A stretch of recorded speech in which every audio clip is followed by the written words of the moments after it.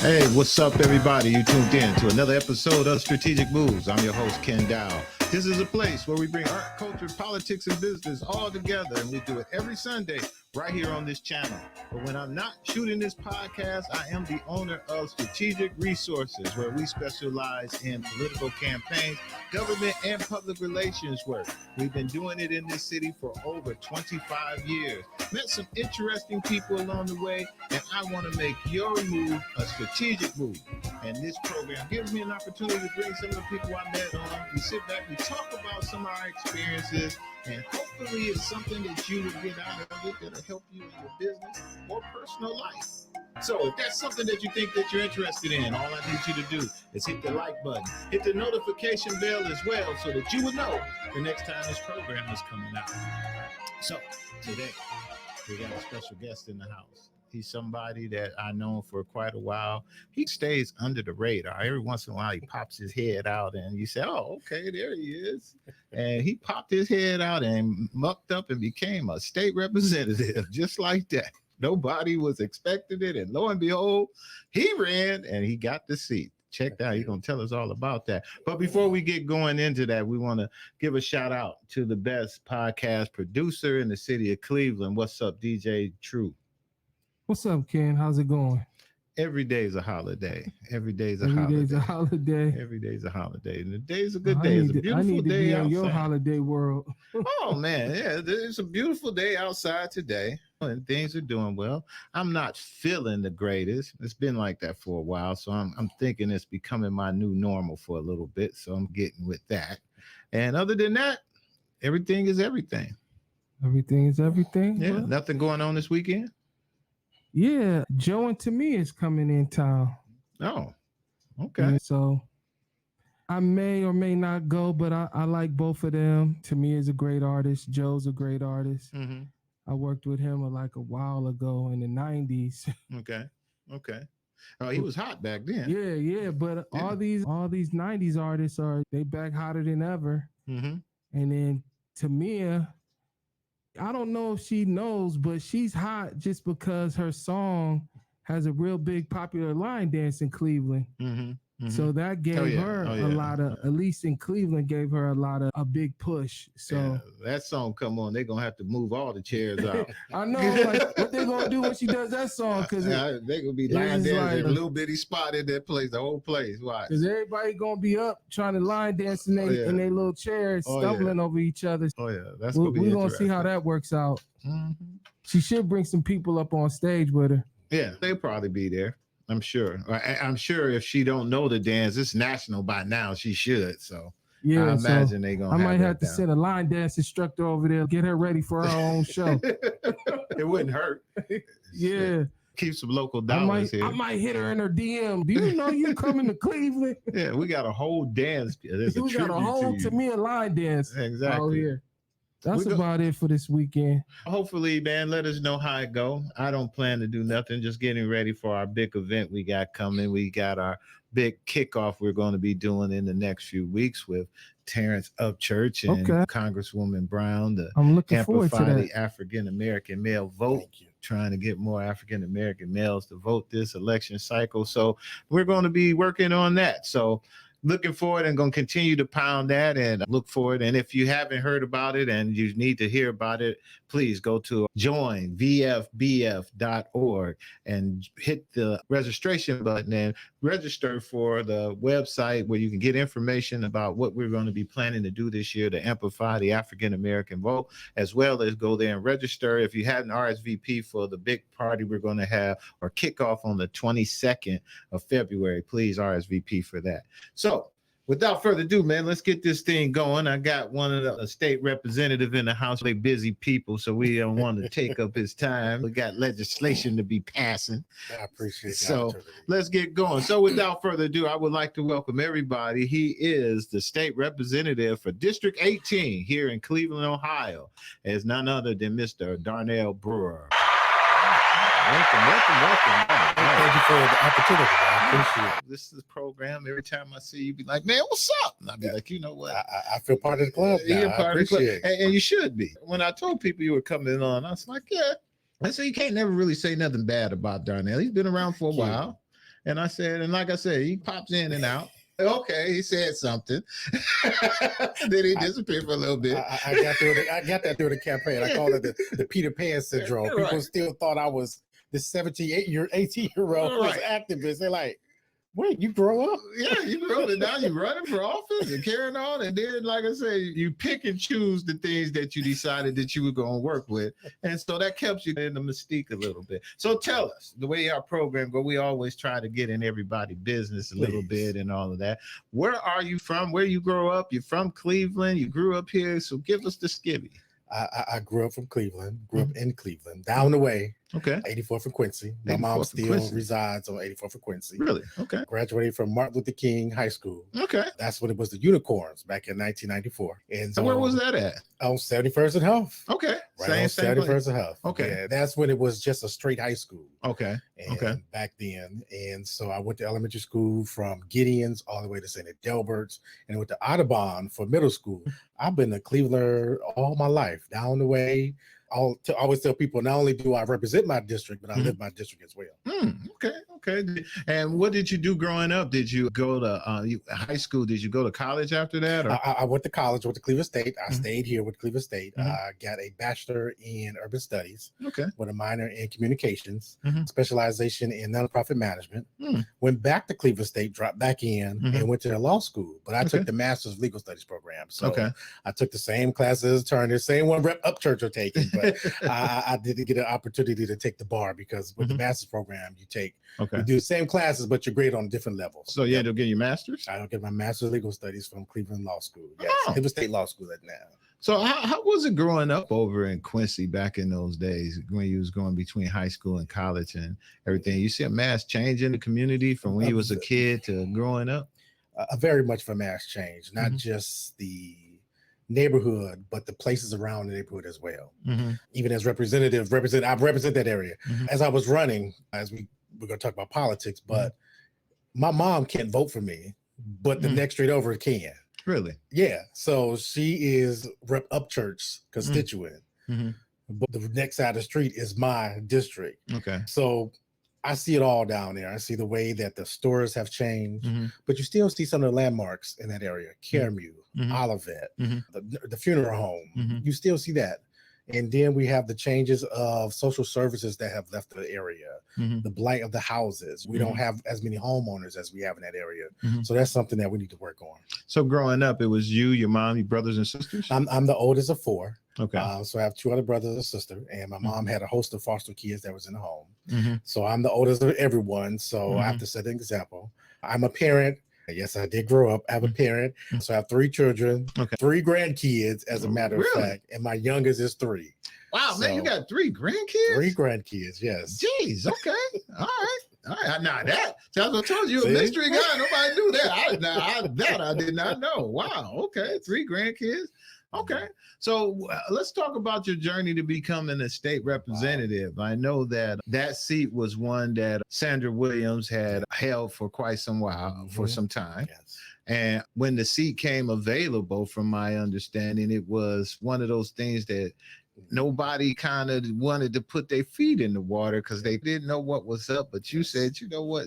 I'm going to do it. So take us through that process and your mind of your rationale and everything in that. Well, what happened was when Stephanie stepped away from the seat to go to Cleveland City Council, I was one of, I believe, 5 applicants for the fulfillment. And the fulfillment was close to the deadline of when you were supposed to run. And so my thinking was, okay, if they pick me for the seat, I would have to run. So at that time, I was working at Lorexis and Lexington Manor. And if you remember, they were on the 3rd map. And so Lorexis and Lexington Manor is on like 55th and Broadway. So all my residents were in the district at the time. Okay. Went and got the petitions because I said, and I was kind of keeping it a secret from everyone. Word gets around. My resident said, are you going to run for the seat? I said, no, they're probably not going to pick me. I can't never get that seat. And my seniors, the senior builder said, go get the petitions. We'll sign them. Got the petitions. My residents signed the petitions, came back on the weekend. They had signed it, came out to the office and signed the petitions, off hours, as a matter of fact. Filed the petitions. They filled the seat with someone else. Here we are, me and Sandra, because they had redo the district. Sandra decides to take a position, leaving me in the race. We were challenged by a Republican, and we were also challenged on the end by an independent, who later was ruled off the ballot for some other reasons. And here I am with 90%, over 90% of the vote. Pulled it off. Pulled it off. Excellent, Yes. excellent. So how you like being a state representative? I am enjoying it. I did not know it was this much work. I always tell my kids it's not what's on TV. As you see, we're always debating the issues. And after the lights are off, we're still debating the issues. And everybody wants your time and attention. One of the things I've learned this role, and you've heard this before, where people say politics change you once you get into a seat. And it has. It really has changed me. I'll be the first to admit. Because I see stuff that I should have been looking at, and I see it from a different angle now that I'm sitting in the seat. And people know me as an activist that I was criticizing because now I have more information. And so a lot of doors are opening for me. And I always tell people, use me to open those doors. And I'm mad at some reason because those doors should already be open to individuals. Why did I have to become a state rep to get those doors open? Let's talk about what's a project or an incentive that you are currently working on at the Statehouse that you're particularly passionate about right now? There's two bills that I'm working on, as a matter of fact. One is a lunch shaming bill, which is going to be, as they call, drop today. And what that does is allow schools, even though it doesn't want to affect my district that much, there's a school district in Ohio where if your parent owes a school lunch debt, you can't get lunch. Really? You can't participate in school activities. The debt could be as low as $5. We've had incidents where lunch aides had to pull students out of line and say, you can't get lunch, and feed them a peanut butter and jelly sandwich because their parent can't afford to pay the debt. So this bill will allow students to still get breakfast and lunch while their parents still owe the debt. We don't take the parent off of on the debt, but this just says, just because my parent or my guardian cannot pay for the lunch, I should still partake in lunch and breakfast. You can't punish a child for a grown person's decision. These school systems up and down, I'm going to be nice and say it that way. You would think at a minimum, they could give everybody free lunch. Well, and it's not just the school systems, but it's also our legislators as well. Right. When I first came in, one of the first initiatives I pushed was trying to get universal breakfast and lunch for students of Ohio, which again, my district I represent will get it. Yeah. And they said no. You would think that everybody should, if you go to public school, for the tax dollars that we spend, that's always questionable. Right? It's always questionable about what the school district is doing with the money from the lottery. What are you doing with our taxpayer money? You got all these different forms and grants and stuff that's always coming in there, and teachers are always underpaid, and the system seem to be broken. Just hearing that, you would think at a minimum, you will be able to go to school and get a decent and breakfast. Right. I can show you stories where students. Right. That should not be even a question. Thank you. That's really who crazy. Couldn't even celebrate their classmates' birthday because their parent owed a little money for lunch. They would literally pull them out the classroom. So we have these stories. There's something that just touched my heart. The second thing that I'm working on, which will be introduced on February 15th, because we're having a gun violence summit, is two pieces of legislation. One is asking the state of Ohio to address gun violence as a public health issue. Look at it through that lens, and not just look at it through that lens, but also provide funding for cities that are combating this. So I'm going to be asking the state of Ohio to do that. In addition, asking the governor, which he has done before when he was lieutenant governor, to do a commission on gun violence. So protecting our neighborhoods, protecting our young people are something I've been very passionate about, not just before I came into the House, but as I've been going to the House as well. In the context of your legislative work, what are the challenges you face and how you think you're going to have to overcome them? One of the challenges that I face, and this is with all of us who are Democrats down in the House, we're only 32 out of 99. I always tell people they don't even need me to show up to pass anything. I can literally just sit at home and not do anything. But I think one of the challenges I had was, one, being a freshman, two, being a Democrat. And I say that because a lot of people expect me as a Democrat to go be fiery. I am fiery, but also understand that 32 versus that out of that 99, Mm-hmm. I have to make friends Mm-hmm. if I want anything to pass or whatever. So that's been the challenge of trying to find that line of making sure that I'm not being that partisan person, but also doing what's best for the community. And so I got to really give it to District 18 and all the constituents out there who have been behind me, who watch the Ohio channel, who Mm-hmm. writes me letters Mm-hmm. and everything else. Been very encouraging in getting things done. What's one of the most common misconceptions that people have of the state representative? We don't do anything. Literally, Mm-hmm. we don't do anything. Mm-hmm. When I'm on the campaign trail or when I'm just speaking with residents, Mm-hmm. I tell people to do two things. One, hold me accountable, and two, watch your Ohio channel. Mm-hmm. Our community don't watch. Mm-hmm. Other communities watch. They Okay. watch it all the time, to the point where I can show you a text where I was literally sitting in the committee the other day, sitting in the audience, and someone texted me and said, "We see you making those faces." Mm-hmm. They're watching. Our community don't watch. Mm-hmm. So we need to watch and say it, watch and hear what they're saying down there and how they're saying it. Mm-hmm.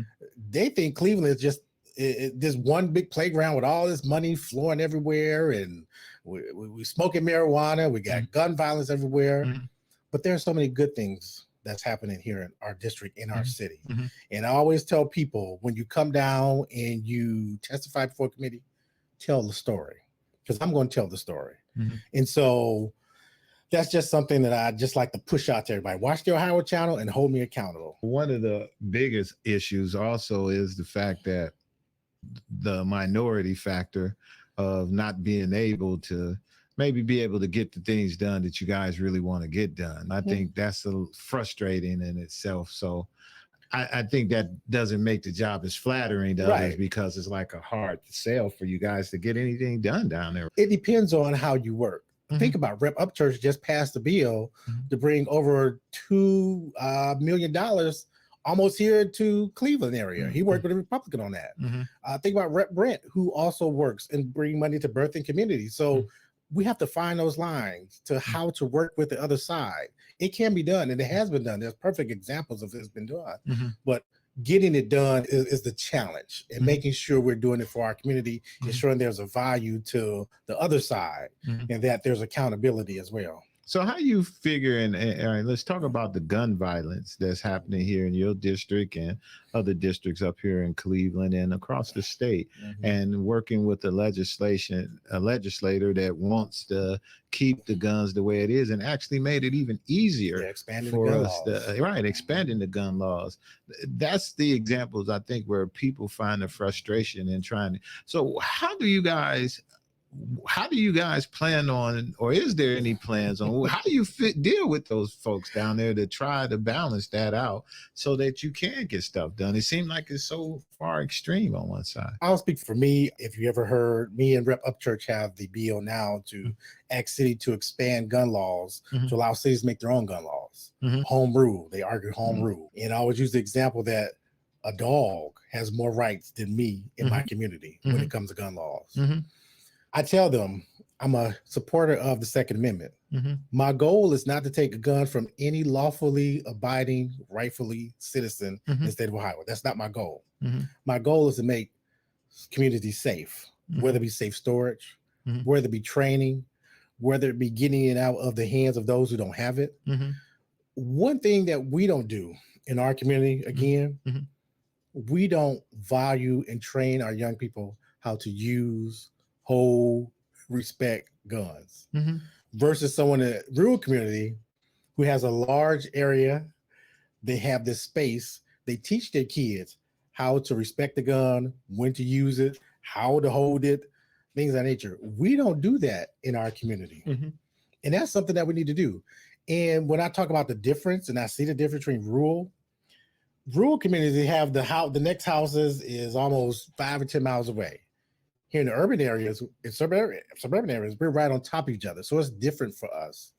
And so pointing out those differences to those who don't look like me, who don't represent the community I represent, and make sure they know I'm doing this for my community. I'm not trying to bash the Second Amendment. I'm not trying to take guns away. I'm just trying to make it safer. So the plan for me is to show how I can. Perfect example. House Bill 186. That's a bill I have. I sponsored. My joint sponsors, Rep. Brennan out of Parma, has been endorsed by the NRA, Buckeye Firearms Association, Mom Demand Action, Students Demand Action, all the gun organizations. NRA literally came into the House to endorse the bill. All my bill says is sales tax exemption on gun safety devices. Now, if the NRA, Buckeye Firearms, Mom's Demand Action, Student Demand Action can come together on this bill, what other bill can we come forward on? So we're going to stay on the point because I want to talk about youth and guns and the violence. I believe that there's some training and safety and all of that, but that doesn't hit the root of our problem. And our problem is that even if we trained our kids, we're not having rises in the fact that kids found the gun, shot somebody by mistake. We having people robbing, killing, and shooting people with guns and that kind of thing. So I think where the issue falls in that some people are saying is that maybe we should have tougher laws, especially on juveniles with guns and in the state. Also, I'm with the Second Amendment as well, but I do think that there's something to be said when people are committing a crime with a weapon and are are able to go right back out and commit the same crime. Sometimes some of these youth are committing this crime more than once before they're even taken in. So that part of it, what are your thoughts? And in the state is any talks about that? Tough on crime when it comes to juveniles. How do we find that balance? Because as soon as I start talking maximum minimum, here comes the ACLU, we can't do that. As soon as I start talking about let's take guns away from loopholes where the young people can buy them from different places, here I come with the Second Amendment. How do we find that balance? And I hear exactly what you're saying. One of the things that I think we need to do as a community is reinstitute that money towards recreation, reading, libraries. The libraries now have become social service places. And as I'm sitting in the library, I'm hearing them talk about guns and the violence in their community and what can be done. How do we find that balance? That's what I tell people to call my office about. I don't know it all. I wish I knew it all. I wish I had it all. And it's not just on the local level when it comes to state legislator, but also the federal level as well. How do we combat that? I'm all for max minimum. I'm all for whatever. But then we look at the judges who use that as a tool, and the prosecutors use it as a tool for re-election. I'm working with a Black Republican right now on youth bindovers. And you see the statistics, especially in Coward County, which is alarming as far as when it comes to gun crimes, when it comes to crimes for juvenile, how we are, and juvenile should look at this. When they come before a judge for some crimes in Coward County versus other counties, they're more likely to be bind over as an adult. Because the crimes are hideous. Because some of them are. Yeah, most of them are. Most of them are. Because the only way they're getting bound over is that they have committed a crime using a weapon. No, there's other crimes that could get you bound over as well, not just with a gun. And that's what assault. And assault. Well, they're hideous crimes. They're hideous crimes. Come on, man. They're not doing little crimes. They're doing adult crimes. But how do we stop them from doing the adult crimes before they commit the crime? It's like when you was a kid and your parents sat back and watched you walk over to the oven and she knew it was hot. There you are. And she told you it was hot. And you still touched it and you burnt your hand. And that's what my point is. Sometimes these guys are going in there, they're getting third, fourth, fifth chances of committing the same crime. That gets a little, when you get away with it the first time, it just elevates you to go a little bit harder, a little bit harder, a little bit harder. Now, I'm not for saying that all of these judges and these prosecutors are right. That is correct. No, that's not what I'm saying. And I hear you, brother. I know what you're trying to get at. I'm just nitpicking with you. No, you're fine. Good for the podcast. But what we do want to say is that they are committing some heinous crimes that require sometimes them to have to be bound over, and in some cases probably more than in other places. But this is a conversation we need to be having in our community. Yeah. You know what I'm saying? We shouldn't get offended, and I didn't get offended when you said what I said. These are conversations we need to have around the table to find the common solution. If I was to say something like that over, he talked, you know what I'm saying? We can't, you know what I'm saying? Right. how do we have these conversations? Because our youth and young people are being lost. Our communities are being. The biggest part is having the conversation, like you said, having a conversation without them yelling and screaming at you. That's another thing. Having these conversations with folks, some of these meetings, you be like, man, like you say, oh, that's it. I remember the days, and I'm dating myself. 21st caucus, right? Everybody around the room. What they do? They go around. They argue back and forth. Right. Call each other names. Throw cheers when that door open, and they walked out that room. Yep. Everybody was on the same page. Yeah, them days gone. Those days are gone. That's for sure. And that's a big issue in our community, man, is dealing with this youth and the crime that's going on. It has to be something that can go on. And I know is you caught up in that middle because the city only can do everything. I would tell my people this. Everything is governed by the ORC, period.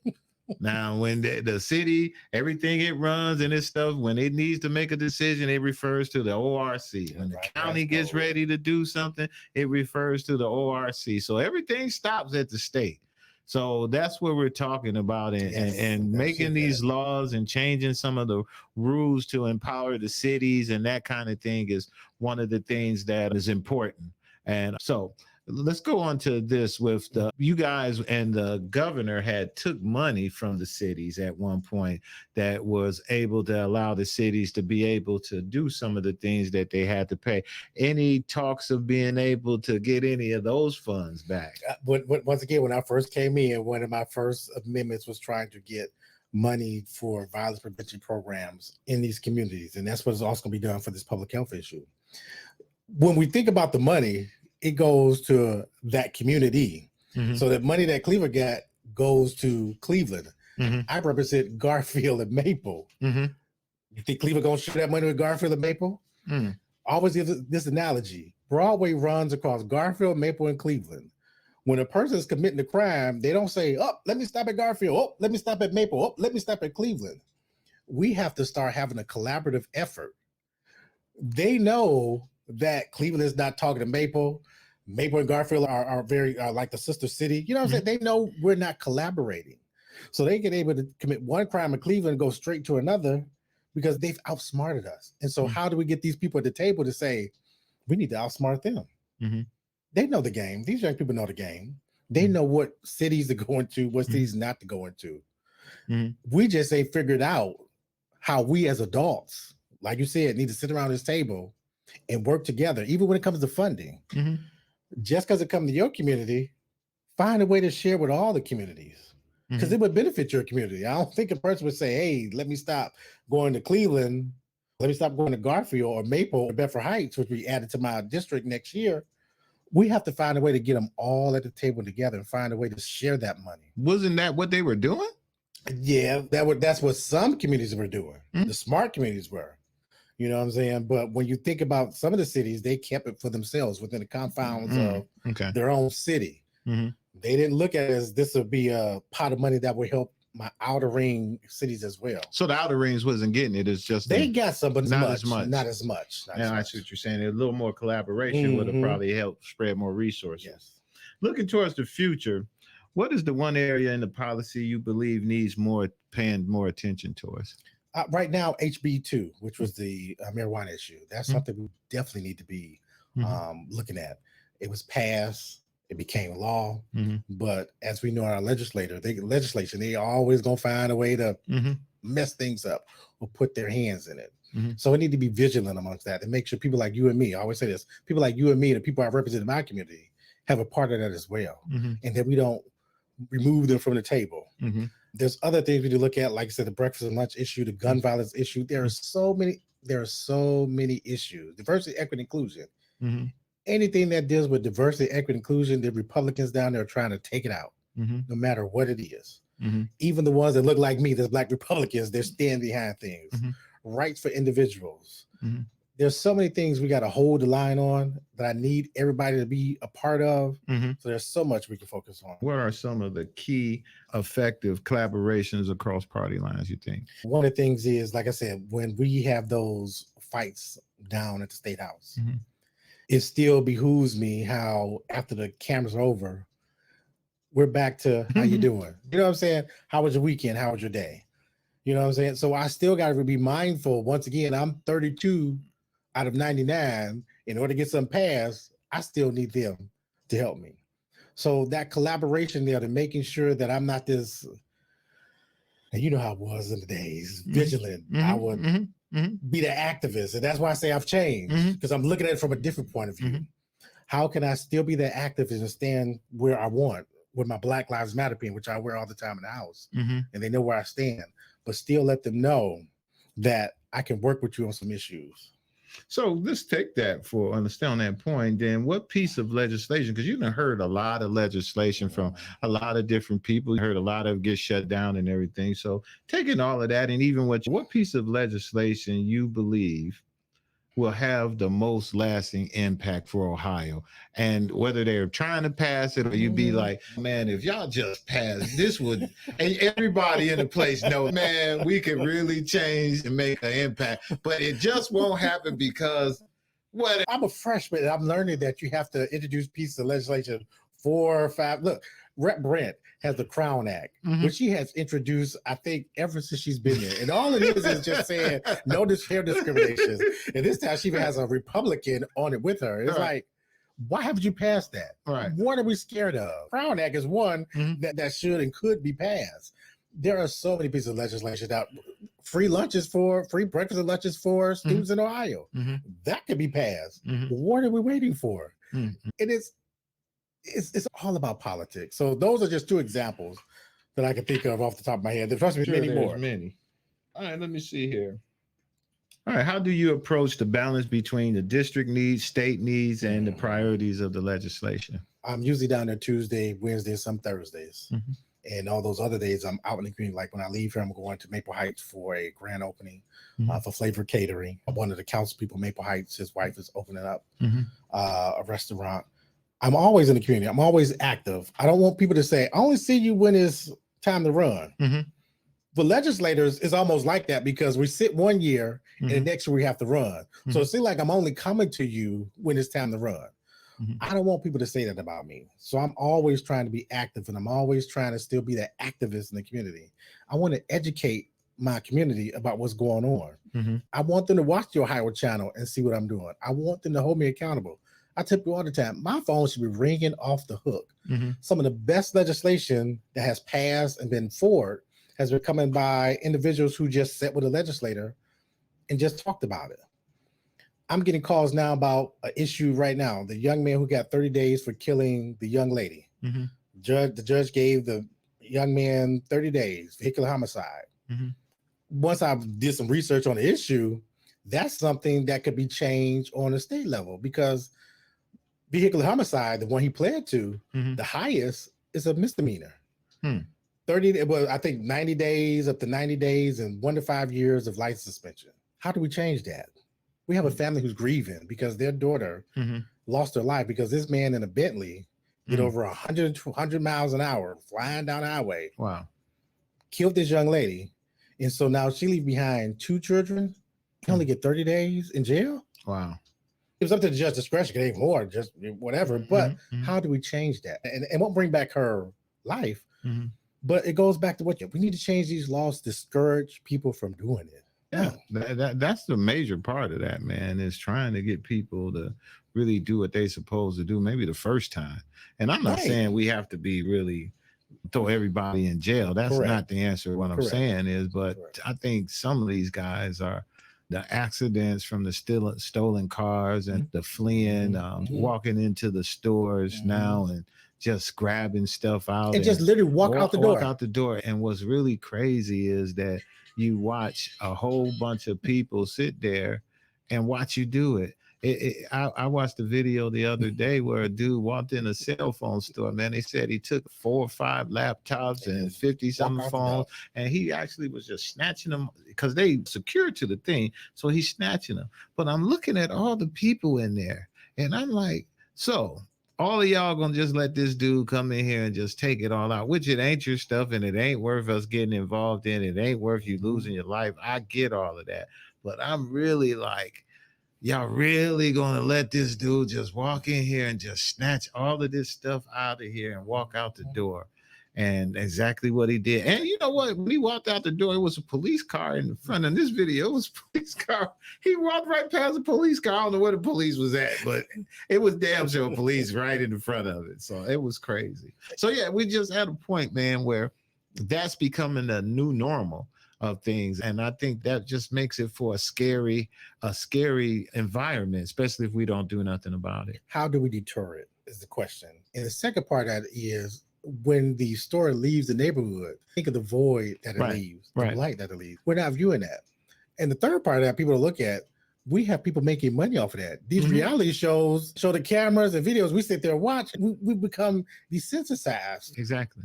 But how do we deter it? What would have deterred that young man from coming into that store, taking them items and walking out? That's correct. That's correct. We need to find that answer. We need to find that answer. And it's not, to me, it ain't talking to them. I will say that. And it ain't always, the answer isn't always, oh, they needed to have security. That ain't always the answer. It's the fact that the audacity to believe that I can walk in here and do it is a form of lawlessness that the community is starting to take. And from there, it don't become nothing but Gotham. Year after year, it gets worse and worse. We start off by doing that and say, oh, you can just walk in there. The next thing you know, you'll be walking in the grocery stores, you'll be walking in the banks. It just spread because you just doing it. It becomes lawlessness. So you have to stop it. That's my brand. No, you're right. And this is where the change comes when people talk about politicians change when they sit in his office. When I was not the state rep, I've heard about that story. But now the state rep, I heard about that story, this story. Yeah. I have parents in my Instagram. I have people in my Instagram, literally on my Instagram, calling my office, telling me stories about what's happening. And I'm saying, like you said, what do I need to do to deter it? Do I need to raise the crime level? Do I need to advocate for more time? And then you have these activists saying, you just trying to put everybody in jail. And I'm thinking like, I'm not. You don't hear the story. That's what I say. You don't hear the stories that I hear. You don't see the parents who literally, because they know I'm working on gun issues, who literally fill my inbox all the time, asking, what can I do? How can you help, Rep Brewer? And it hurts me. The business owners say, what can we do? How can you help? And so you do change when you become a politician because you see so much going on and you're still trying to be that. I'm still trying to be that balance. I'm still trying to be that activist in the community. I'm still trying to be the person who's pro-Black, who holds up my hand. But we have to take some accountability, responsibility ourselves. That's the biggest piece. Yes. So let me ask you these questions. We'll let you get up out of here. Got a few questions for you, man. What is something you wish you were better at? Something I wish I was better. I wish I was better at cooking. There's some cooking classes I'm probably gonna take. I wish I was better at cooking. I look at cooking shows, so I want to be better at cooking. What's the best compliment you ever got? The best compliment I ever got, I get them all the time now. People watch the Ohio channel like it's crazy. If I miss a haircut, people will call my office and tell me. This gray hair, they would tell me. People look at this. So there are compliments that I get when people say, I see you everywhere. That's one of the best compliments I could get. So that shows I'm not just coming out when it's time for a re-election. What's your guilty pleasure? Reality shows. Yeah, I watch reality shows all the time. Really? Yes. If you could change places with somebody for a day, who would it be? Oh, wow. I would change probably the speaker of our house. Really? Yes, I would for one day. And the reason I say that, I will put legislation that has been passed out of committees on the floor. It'd be on a Wednesday, so we can vote some of these things out and get them over, get them overdone. Oh, man, you know what? You did a great job. I appreciate it. I want to thank you for coming on our show. One of the things we do before we end our program, I give you an opportunity to speak into this camera and tell everybody what you want them to know. You can let them know how they can get in touch with you. You are running this year, so you need to let them know to vote for you and what district. And let everybody know what district you're in. Yes, sir. What the city's in your district so that they will know and can look out for you on the ballot. So pull your mic a little bit to the side because I want them to see your face. Oh, see my face? Right thank you. There you go. First of all, I want to say thank you for 2 more years. I am running unopposed. No. So thank you all for 2 more years of service representing District 18. District 18 currently is the southeast side of Cleveland, wards 1, 2, 4, parts of 5, majority of 6, some of 12, the cities of Garfield Heights and Maple Heights. We're District 18 now. Next year, 2025, will be District 22. So we're swapping numbers with Rep Brent. He'll be District 18. I'll be District 22. And what they're doing is it'll be wards 1, 2, 4, 6, parts of 6, Garfield Heights, Maple, and they added Bedford and Bedford Heights. So if you're living in the communities of Bedford and Bedford Heights, you'll see my name on the ballot for your state representative this year. If you want to reach out to me, 614-466-1414, 614-466-1414 is the office number. 216-315-5040 is the cell number. All the Instagrams, Facebook, whatever, Twitter, I am Rep Brewer, R-E-P Brewer, Rep Brewer on Instagram, Facebook, Twitter, and all social medias. So everything you need to know about him will be in the description. When you click on there, we'll have all the links to all his social media sites, as well as how you can reach him in Columbus, so that you can stay tuned with him. And brother, like I say to everyone, this is an open forum for you. So anytime something new is coming on or something you want us to know, please give us a call. Say, hey, I want to drop in and say that. Or, hey, can you throw me up on the screen? Because we can do it from Columbus, and we can have you say something to the peoples so that we can be better at what we do. And to everybody, we'll see you next week. Peace.